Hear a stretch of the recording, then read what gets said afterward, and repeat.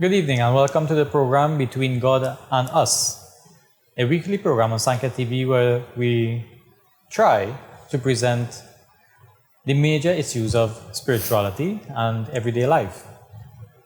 Today I sit once again with Master Eric of The Untold Truth. Thanks for having me again, Master Eric. Always a pleasure. Always a pleasure. And today we cover again, so it's part 2 of the topic, the spiritual path, or how to find one's spiritual path. So last week I know we covered, let's say, the positives of embarking on the spiritual path. How does the individual find their spiritual path? So today, on this week's topic, I want to continue along with that line of thinking, but cover some of the negatives that happen when one embarks on spirituality or the spiritual pathway.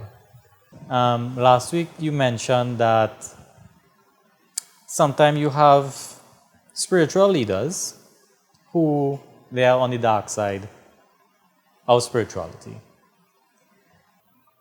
Is there a consequence then for things like that? Let's say I had decided, yes, that I want to send this back for the person.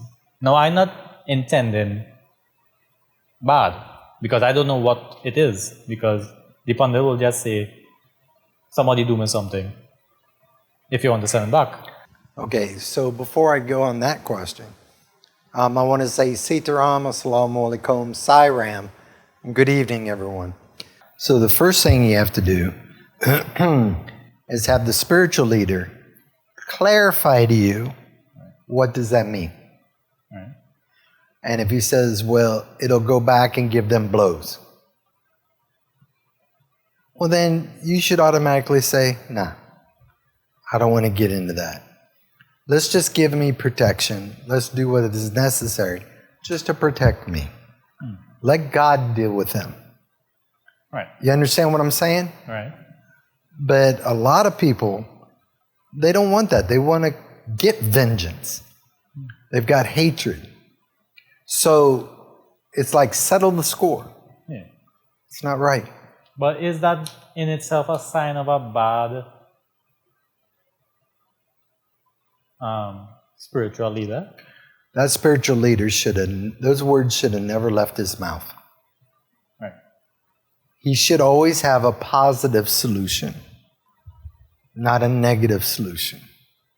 And this is what people need to be aware of. Right. Now, most of the time, spiritual leaders hide this. So you'll see them on TV, you'll see them in the temple or church or mosque. And they seem real good. But then when they're at their office or whatever, the other options come up. So they could either make more money or get revenge. Okay? That should never be in a spiritual leader's thoughts or vocabulary when it comes to anybody that comes to you. I've turned away many people that they come in and ask me to do harm. Well, first of all, if they call, my wife will tell them, we do not do that. We won't even entertain it. Okay, you have to find someone else. But my wife always tells them, but there are always ways to fix the problem with a positive note. Right. So you don't have to commit the negative. But is that, let's say, what are the consequences of going that kind of tit for tat? Let's say in that situation, had I said, yes, send it back. Do I have, even though I send back what that person sent to me, is there something I have to pay for spiritually later on? Because I am No, that's karma. Right. One, he asked you, do you want to send it back? Right. By you saying, go ahead and send it back, you just committed karma. Okay. He is committing karma by asking you that and maybe executing that action for you. Right. There's a price to pay, whether it's in this lifetime or when you leave here. We don't know when that karma matures. Yeah. Only if it's immediate karma, you'll see it happen right away. Okay? So let me give you examples. Also, not just dabbing in obia, but the first time I ever met a pundit, first time, my ex-wife was Hindu, and we weren't even married yet. And she said, if you want, you have to understand who I pray to, understand what the prayers are about, and things like that. I said, no problem. So we drive to this pundit's house. And when we got there, the wife come out crying. And, well, my girlfriend at the time, she said, what's wrong? Where's Pundit such and such? She goes, he left me for a young woman. That's not a good spiritual leader. Going against what you teach. Right. And I'm like, whoa, what are we getting into here? The first one I'm going to meet, and he already shacked up with some other lady somewhere?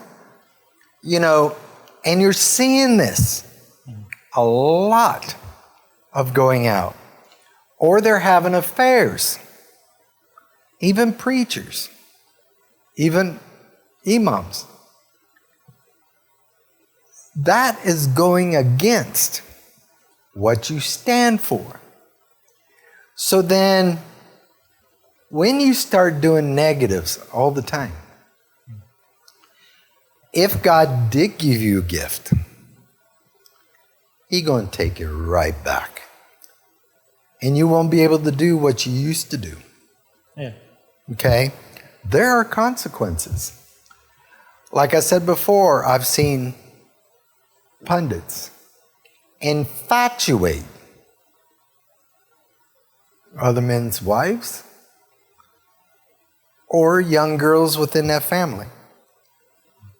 And when they infatuate the parents say, yeah, go ahead and take my children. Right? And you know who it is, but I just can't say it. It's not professional. Yeah. But this isn't right either. Okay? When you do certain things and a person goes to someone for help, and they could go to any religion, one of the things that they love to say, you need a spiritual bath. Well, first of all, there's not many things where you need to have a spiritual bath. Number two, we have to look at why does women have to get fully naked for a spiritual bath in front of men? And the men are rubbing their hands all over their body for the bath. That is unheard of. The spiritual baths we do, and it's rare, people that need a spiritual bath. I'm not doing it.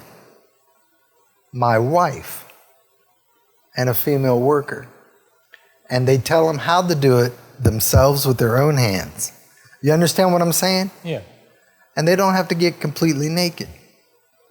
So what I'm saying, what we're seeing out here, or hearing out here, I've had many people come and say, you know, I went to this one, that. We got their names.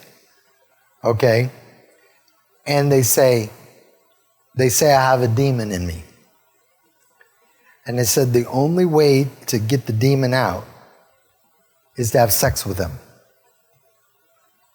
Omkar, come on. There is nothing spiritual in that scenario. This stupidness, hogwash, has to stop. And one, they had the mother and the daughter standing there, both getting a bath together. They said they felt dirty when they got done with the bath. And they had to go home and redo everything because, you know, they didn't like what the spiritual leaders were doing. Yeah. So you don't have to do those things. Okay, I could go on and on. There are hundreds of cases that is going on here in Trinidad. Yeah. I'm just not talking Trinidad now. It's worldwide. So there was a priest where people go to confess. And the wife confessed to him that she's been having affairs on her husband. Well, do you know what he ended up doing? Blackmailing her to have sex with him. Where he would tell the husband. Yeah. I mean, come on, Omkar. So we're not picking on just pundits. It's worldwide. There are churches where they're having sexual parties in the basement of the church when everybody leaves. Yeah. And I've had many sign affidavits. So what I'm trying to say, this is what you look at, or if you get an inkling that this is going on, you would never select somebody like that as your guru. Because he's definitely not going to walk you down the right path. And then you'll start hearing what he preaches. So let me give you an example. When I was young, my grandfather was, 87 at the time. And my mom and dad tried to get him to go to church. He'd never go to church. My dad asked why. He said, why do I want to go in and pray with all them hypocrites? He said, they're not there for the right reason.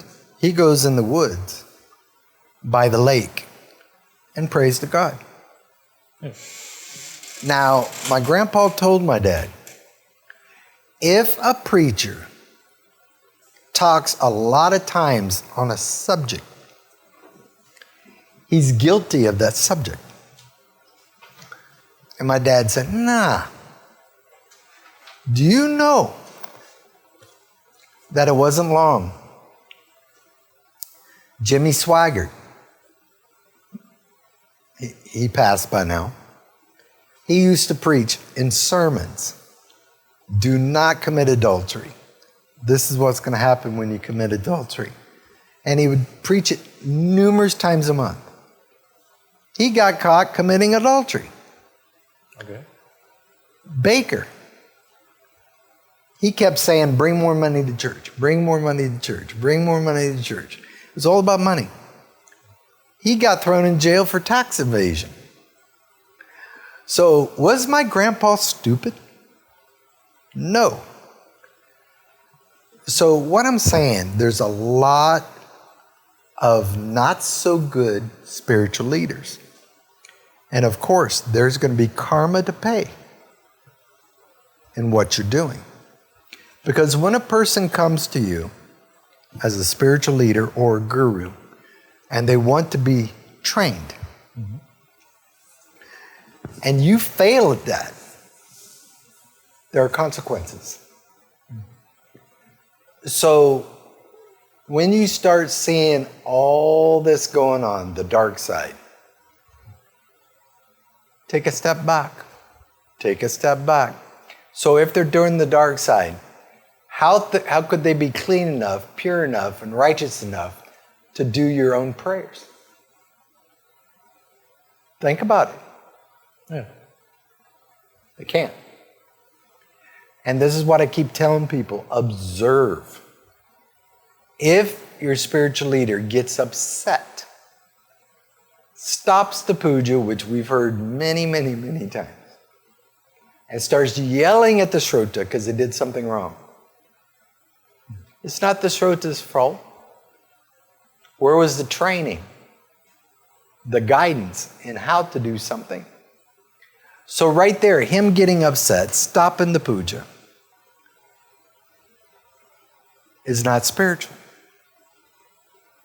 He could have waited unless it's a serious offense. He could have paused there, explained calmly what the people did wrong, and rectify it, and then proceed. There's no reason to get upset. I had one pundit in South that him and his father got into a fight in the temple during Howin. And the father is super experienced. The pundit got up and kicked the Howin cone across the floor, everything all over the floor, and walked out. Well, he ended up severe penance for that. Yeah. So when you do wrong, do you know whether you're a spiritual leader or not? You are not exempt of doing a penance to rectify what you've done. Yeah. And a penance ain't short. A penance is not short at all.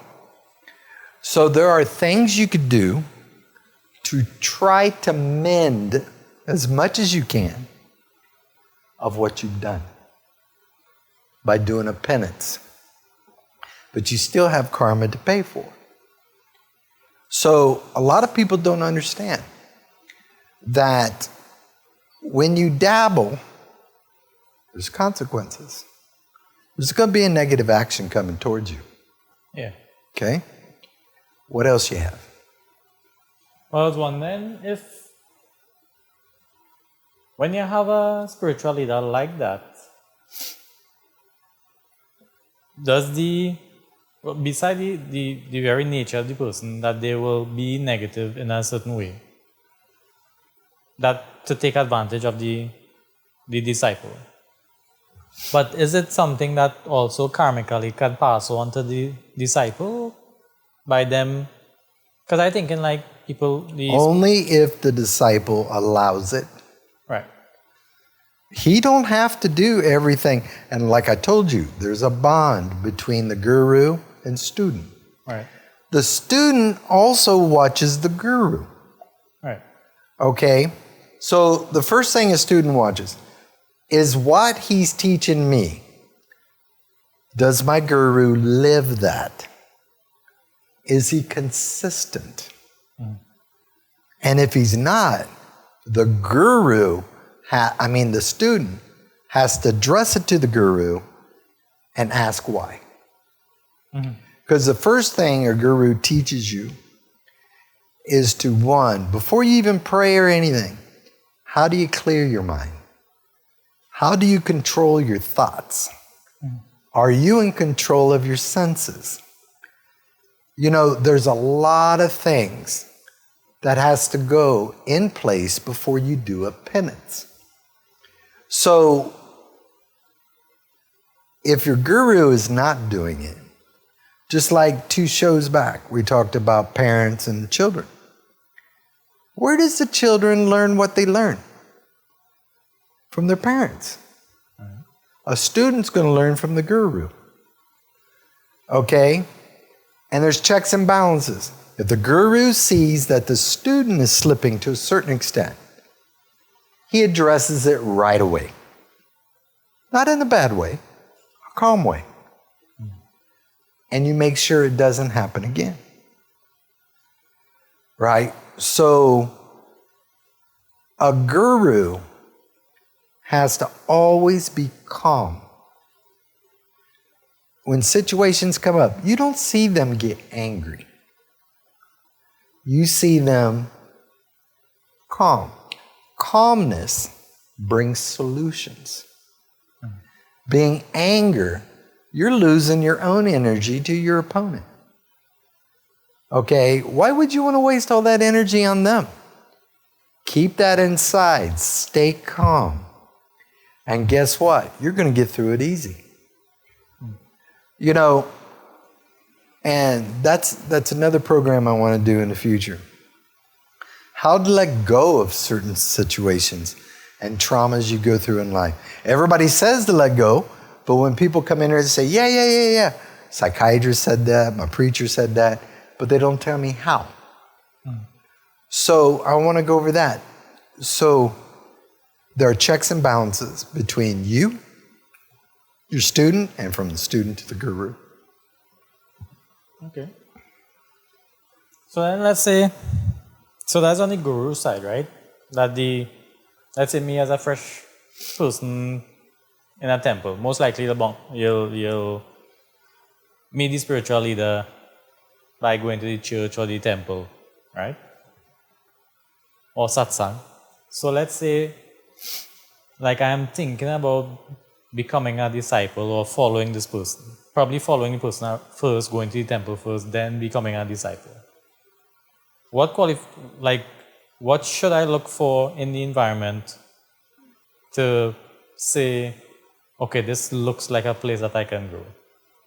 Like I had asked in the last episode, where if there's a lot of conflict in the organization, but let's say I'm looking at the people who are close to the leader, probably the spouse of the leader, the children. What should I look for in terms of qualities of the disciples? First of all, are they diverse? The knowledge of that spiritual leader. Or do they keep saying the same thing over and over and over? You know, they have to be well diverse. They have to know the theory behind what you're reading. Otherwise, how are you going to break it down for the common person to understand? Number 3, you observe the actions in the temple, outside of the temple. And I've even told you this before. And I know it's happened to you. It's happened to me numerous times. When I went down to see Mother Sapariama, they had a little bunch of booths outside. People were saying hello to me on guard that I've never met before because we're on TV. And do you know what the one lady told me? She goes, I watched you when you walked in the church. I watched you when you went to give your respect. I watched you address people. She said, you're the same as what you are on TV. Even when I was walking through the market, I was the same person. You don't know who's watching you everywhere you go. So what if I was doing something opposite of what we talk about on this show? Now I just ruined that person. They're going to say, nah, man, he's just doing this for TV.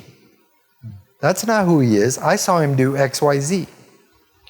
You know, so you have to set the example as a guru every day, all day, what you say, what you do, what you think. Because remember, thinking counts the same as doing. Except for karma. Because an action comes from a thought. A thought normally comes from an emotion of what's going on. Okay. So if you're not in control of those senses, you're in trouble. And you're going to start losing respect over time. And then eventually most people won't even come in your direction. So be observant in what they do, what they say. Do they have an ego? I, me, I'm going to do this. I did this. Take a step back. Because they can't do nothing without God. Nothing. You know, God always comes first. and then your family, and then whatever you're doing. Next one, as a student, you hear the guy has 300 students, but you don't hear them getting taught nothing. Why would you pick a spiritual leader if that is happening? You don't. Next thing, I always say, never believe in rumors. But sometimes you have to take it in to do your own due diligence. And when you find out what happened to somebody, you go to that person, not with the leader there, and ask them, did this really happen? Did you go through this? You have to. Omkar, there are spiritual leaders here in Trinidad, and I'm not picking on the Hindus. This is all rounded. Which when people needs corrective action for certain things, the person, and I know for a fact this happened because I interviewed the woman. They stripped her naked, staked her to the ground, hands and feet, on top of a grave in the cemetery, and did various rituals on her to get this off. Then they gave her babuti, everything, but it wasn't real babuti. So what I'm saying, they were spreading ash, but it wasn't positive ash. And when I said this on radio, one of the pundits got upset and called me. Well, right there, he's giving it away, right? And he's saying, how could you say this on TV? You don't even know. I said, I know. It was you and your brother that was there. Yeah. I got the statement. And he threw a big fit. First of all, when we do a show, right? And people out here gets upset. In psychology, they teach you, class 101 at the beginning. When you say something and someone gets irate, but you wasn't directing it directly to that person, you're saying it general to everybody, and they get irate, they're guilty. But when they come and blow up at you, you remain calm. When they get done, ask them, do you feel better now since you got it out? Now, let's talk about this. And you debate it and show them where it was wrong. And there's other methods you could do. They do it in the cremation sites. There's many. Sometimes they have a corpse, and they're doing things on top of the corpse. So all these practices, Omkar, it's not positive. It's negative. Yeah. And we know of many, many, many, many people doing this. So all I'm saying, if you're a spiritual leader, somebody comes to you with a problem, and you don't have the experience in the area that they're coming with, then pick up the phone, call the person who has the experience, and say, would you be willing to help this person?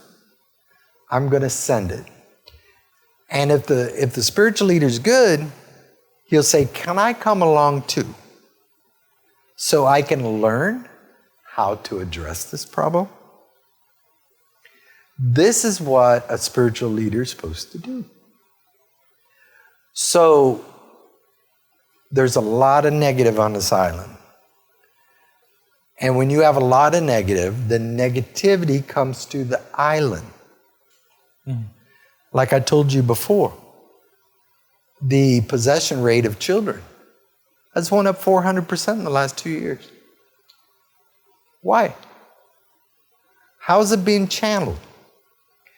This is what, and soon, I've already asked you if you want to do it, We have live testimonials that's coming on the show with us. And they're going to tell you how it started. How did they try to fix it? What did the family go through? What did the child go through? Up until the end. People out here need to know this. So I want to do that. We have a couple families that want to do this. So what other questions do you have about spiritual leader being on the bad side? Well, kind of want to go towards the disciple. Okay. Because I think some of the responsibility too is with the disciple.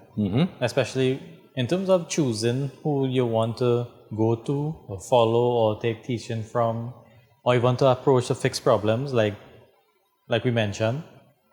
So in terms of the student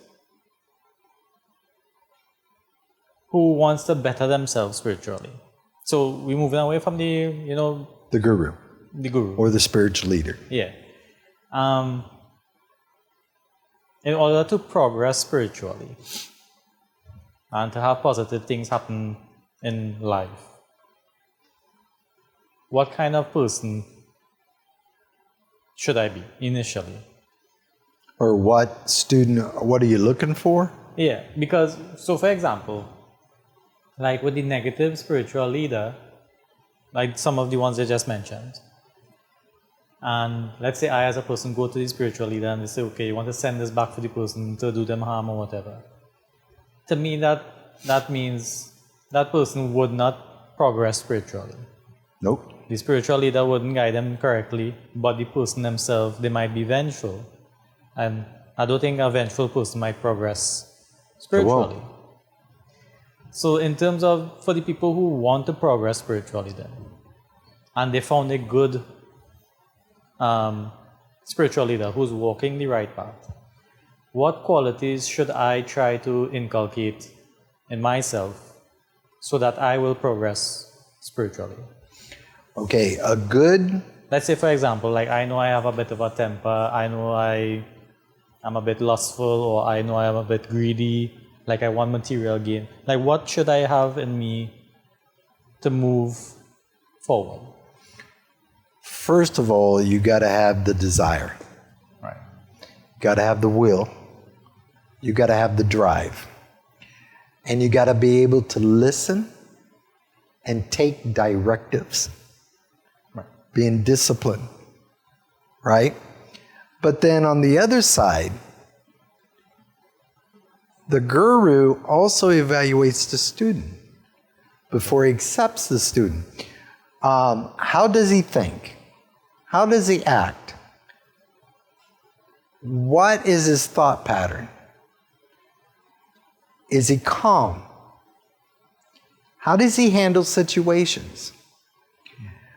All these things you just can't teach anybody. Is there any behind the scenes purpose why the student wants trained? Is it to gain power? Is it to gain super ways that you can help or harm people? Okay? I'll give you an example. In my old office in Valsing,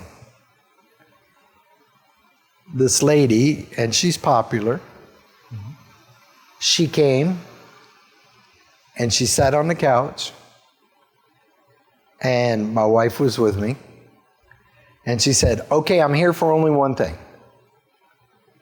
I know the power you have. She said, you will. Now she's directing me. You will give me that power. You will teach me that power. And I said, what? She got up on her hands and knees, lunged forward.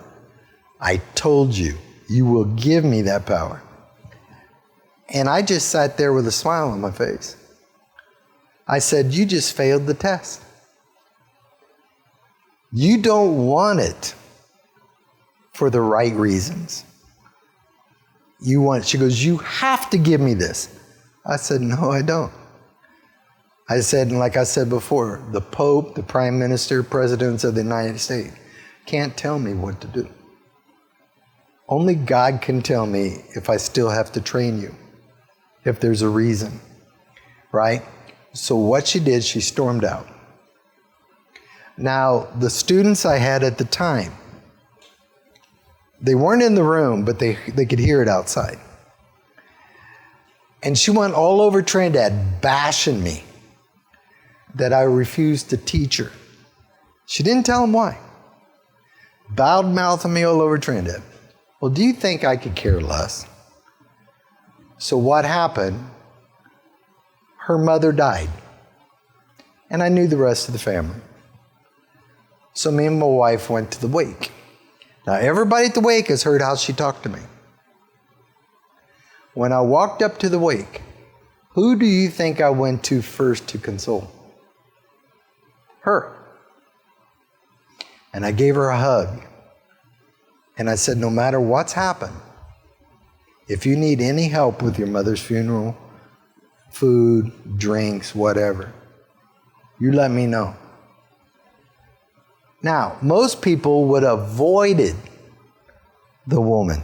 They would have been mad at the woman. But that's not being spiritual.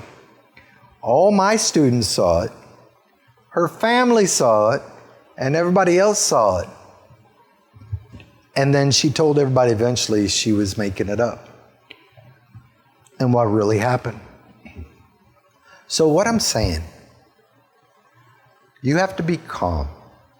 Can't hold a grudge. How many people you know that hates their family member for 25 years and never talked to them? Is that spiritual? No. You're going on the other side. Every religion talks about you may not forget, but you can forgive. And still carry on. You're losing valuable time in your life with the people that you should be loving. So a student has to look for qualities of a guru. The guru has to look at the qualities of the student. And then as you're training him, 24 hours a day, Omkar, you're watching your student.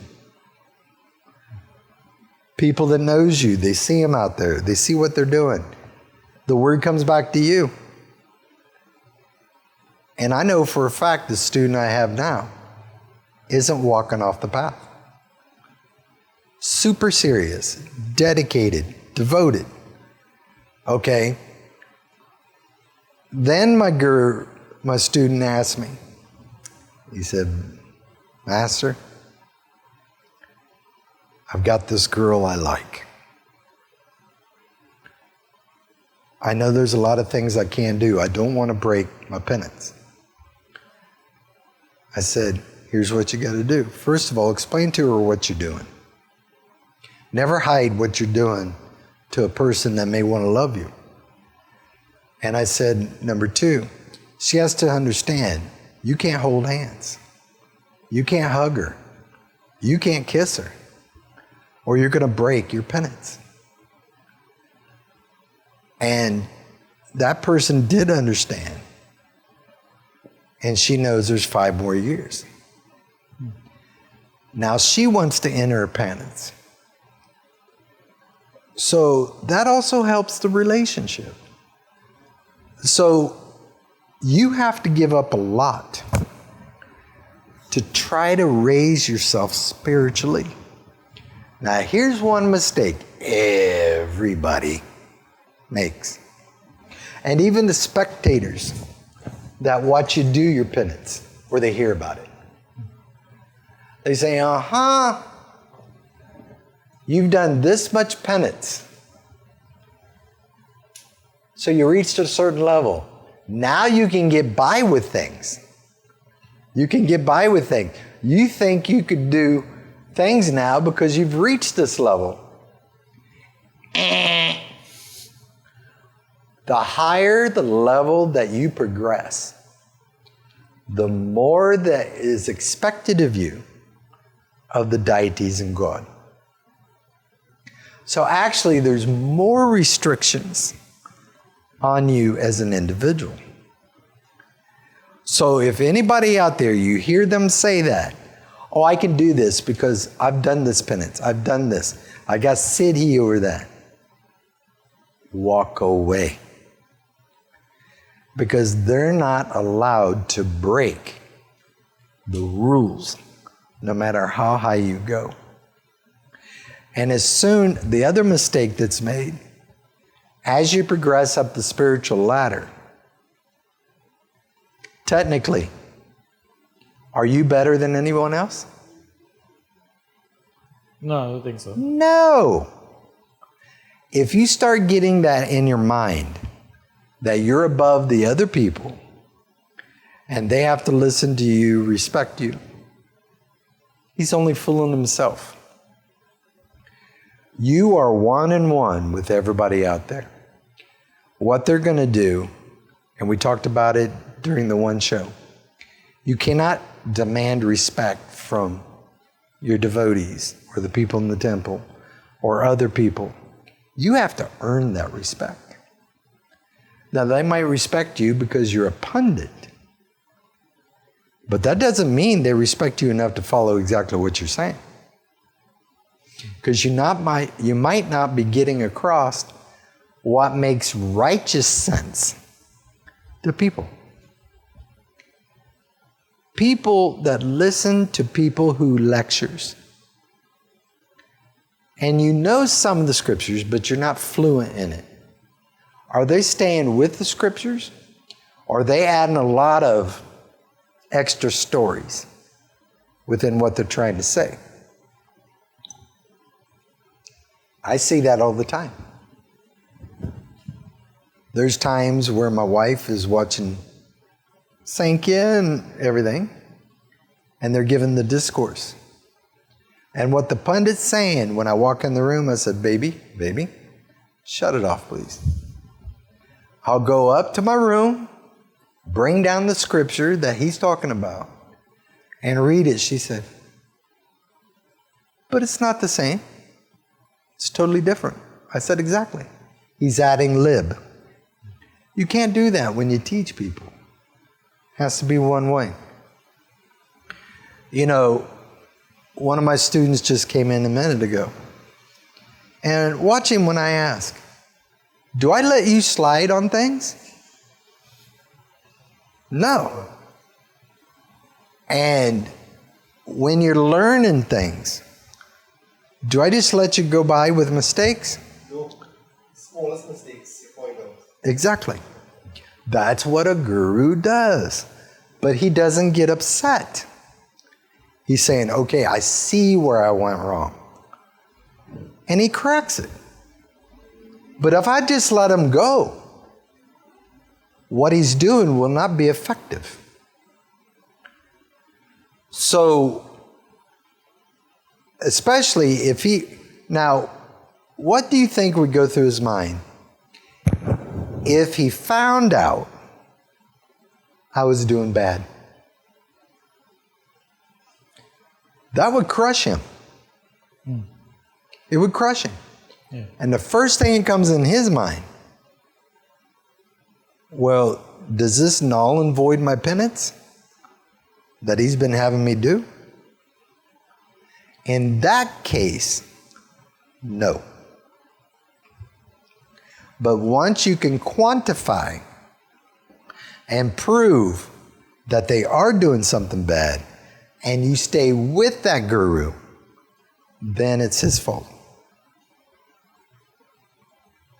So people that go to religious institutions, and you know that these people are doing something wrong in the physical world, material world, or spiritual world, and you know this, and you keep going to that temple, church, or mosque, you now assume the liability. So let me give you an example. If you go and witness a prayers, now again, there'll be different variations, So everything isn't going to be exactly the same. The only thing that has to be the same is the steps. How you do the steps may have a little variation. But if you witness something in the crowd and you see that it's totally wrong, what would you do? Do you sit there and go, oh, God, wait? Or do you quietly go up to the pundit, whisper in the pundit's ear what he did wrong, and rectify it? If you don't stand up for the right of prayers or anything being done, you accept the karma from that individual. That's spiritual law. So that's why it's very important when you do prayers, have somebody else also that's very knowledgeable witnessing the puja. And it will help you as the Shrota. Because Shrota is just listening to the pundit. Okay? So there's a lot of variables out there. Along that same line, right? So let's say I have a pundit come to my house and do a puja. And you pointed out a lot of time in conversation. I don't think we ever talked about it on camera, where you will talk about the different shortcomings that you see happen a lot in pujas, whether it's the ingredients, the steps, the ritual itself, the mantras, whatever. But I don't know that it is being done wrong because I'm not a pundit. I don't know. This is just once for the year, as most Hindus in Trinidad do, probably once for the year, they'll do a puja. But the pundit did not do it properly. Is it that the puja was null and void to begin with? It was because the pundit did not do the correct thing, that it has no merit? So when you do a puja, Right. who's in control of that puja? The pundit? Correct. Right. And let's say the Shrotas don't know the steps. Right. It's not their fault. All that fault lies on that pundit. Okay? But would there be any benefit from the puja being done wrong to me as the one having the puja? There could be slight benefits, Slight. but not a full benefit. Okay. So let me give you an example. There was this Catholic man, but his wife's family was Hindu. But he was never Hindu. But he would go to her prayers and to support. And he was dying of cancer. And he was my neighbor. And so they invited the family, his side. They're all Catholic. They don't know nothing. They don't know no steps, no nothing. And they invited me. So I went. Well, to the pundit, at that time, I wasn't on TV and radio. He thought I was a tourist. So I think in his mind, he went, this is easy street. All the guy requested, do last rites puja for him and the Hindu, because he respected Hinduism, right?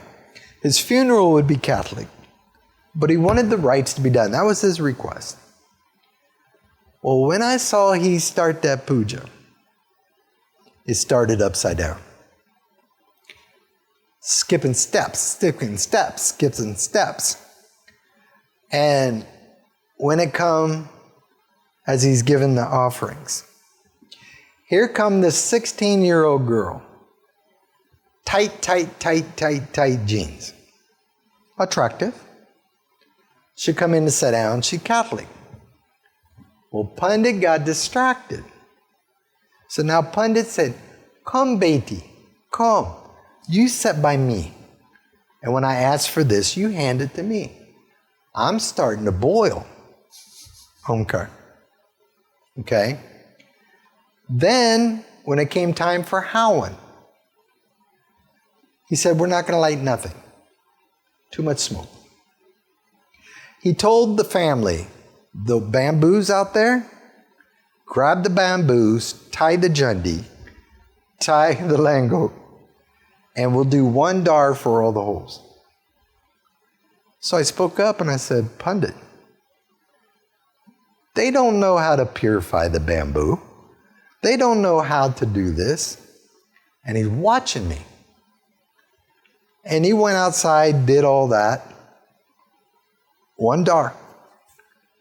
Now, when he came back in, he closed the prayers. No closing Hawan, no none.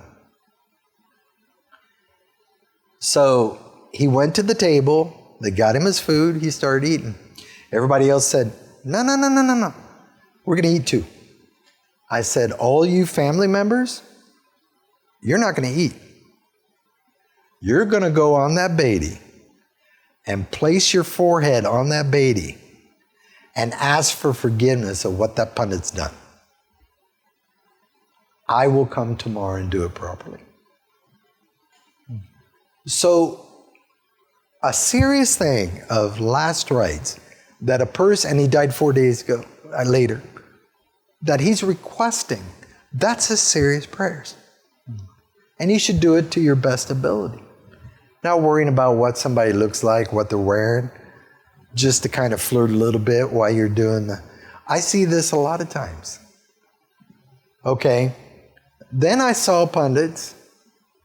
You know how the pan leaf goes from the murti, the tip towards you, and some people clip off the tip. We've already been over that. He didn't put them that way. He put all the pan leaves facing him as the pundit. He's trying to gain from the offerings that they're offering on their baby. We had to stop that puja. Okay. So what I'm saying, if a person doesn't want to do their job properly, don't do it. Because you're going to reap the consequences when you leave this world. Years and years and years ago, there was 2 pundits that used to infatuate parents and take their small children. And they used to rape the children. Do you know within this lifetime, both of them are paralyzed? Okay. So look how that came back to bite them.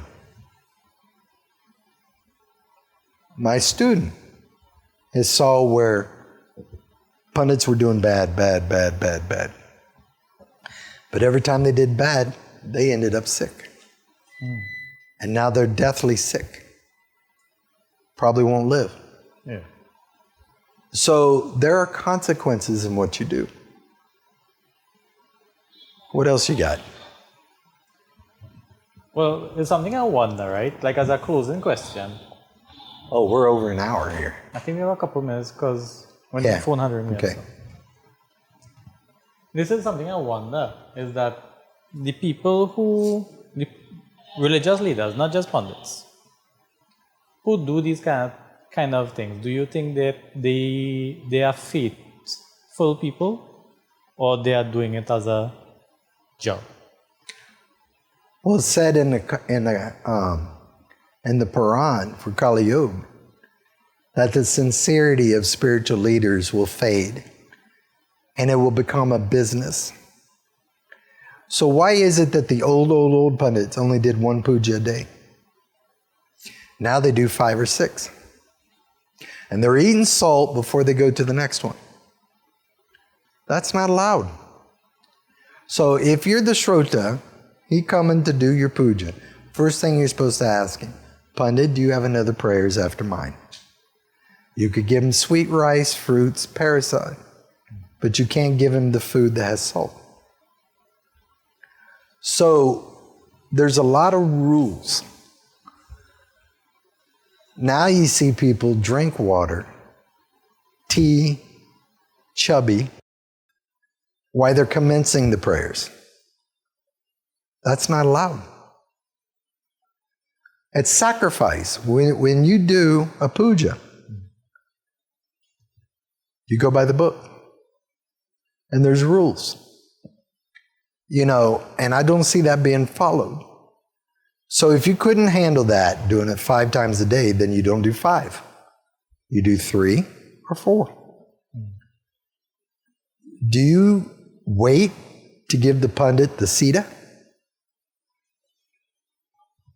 As soon as you give him that sita, he can leave anytime he wants.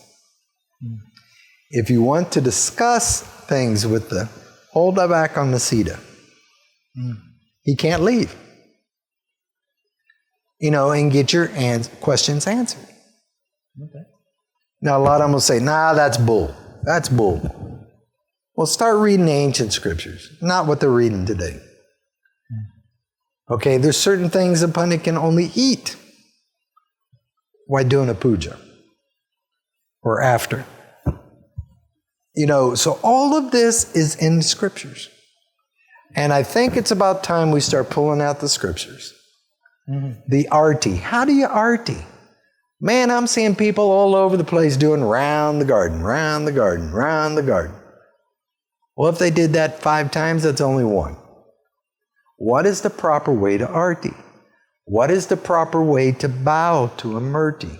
What percentage of blessing are you getting per how you're bowing to the to the murti? All this is in the scripture. Okay, but when you do 100% respect, it's difficult. So people just bow, touch their head. That's it. Since when do you arti the pundit before the murti? No.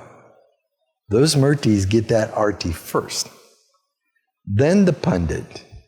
Then your family. Watch. I want you to watch when you go out and do things. The next thing that doesn't make me mad, but is disrespectful. And I see it every time, Omkar. Somebody's coming up to arti you. Right? And there's pundits assisting also by the Bedi and other ways. When they go to arti and bow to them, they just put up their hand and they're watching people in the crowd. Where's your focus?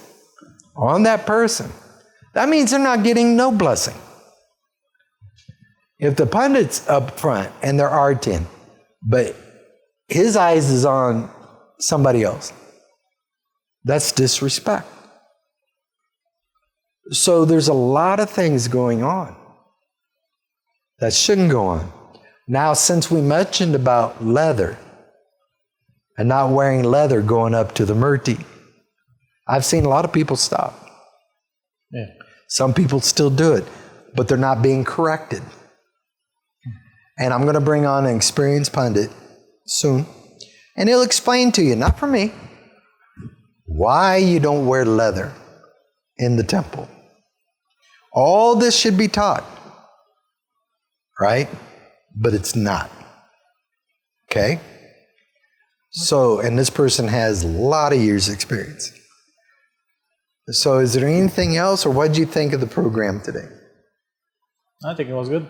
They have a lot of things, well, especially in terms of the qualifications of who you should follow as a spiritual leader, but also the qualifications of the disciple, like what you need to be. Because I don't think people know that you have a responsibility to as a disciple. Because a lot of people, you'll fast for a puja, but you don't think of what you need to be as a person to really be spiritual. Right. So again, your disciple or anybody, if he sets a date for prayers, or anybody watching today, sometimes they have to book it way ahead of time because the pundit's busy. Does the pundit tell them when you pick the date, your fast starts? You are mentally fasting from that date until the prayers is done. Yeah. No. All the old pundits know that's true. So there's a lot of information not going to people. Yeah. Why? Is it easier for you? You know, one joke I always make with my mother anytime she's fasting for something not coming up like Diwali or something. Because you know, when they start to clean, they'll argue a little bit, they'll quarrel because, you know, They want to get it done. yeah. So I always make the joke, you know, once you quarrel, you break your fast, so it makes no sense to fast. Yeah. You're supposed to be in control as much as you can. Now, nobody is perfect, but you're supposed to catch yourself, right? But Omkar, this has been again, I love being with you on this program, and I'll be super glad we keep continuing this, because now we're going to get into specifics on how to do certain things. Jap, prayers, tasbih for the Muslims, the rosary for the Christians. You know, are they doing it right? Were they taught? My student right there, when we have people during class bring their thing, they're doing the jap backwards. They're pushing, they're not pulling. I'm like, who taught you that? My pundit. I said, okay, let's break down, let's start from scratch. Okay, everything has to be a counterclockwise, clockwise, not counterclockwise. So there's a lot of rules, there's a lot of things that go with it. What different levels are there with Jap? They've never heard it. The question is why? You should be able to graduate from each step till you get to the highest. So we're going to go over all that stuff. Okay? Okay. But again, it's been a pleasure being with you. And everyone, we want you to have a great week and a safe week. See you around.